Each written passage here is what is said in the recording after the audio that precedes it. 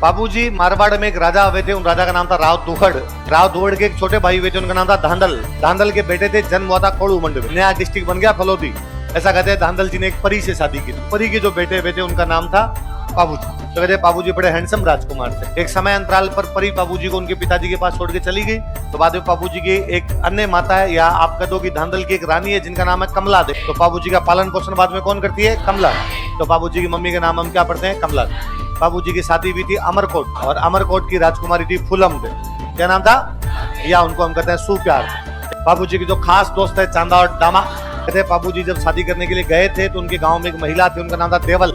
उन देवल की घोड़ी लेके गए थे, इसका नाम था केसर कालमी।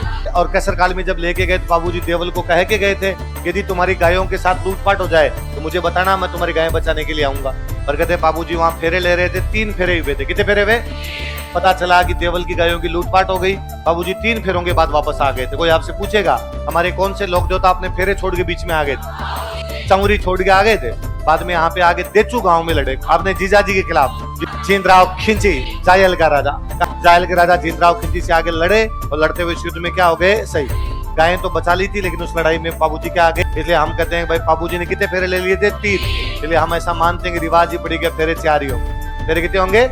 7 फेरे फिल्मों में है, बाकी फेरे कितने हैं? 4, क्योंकि 3 तो किसने ले लिए?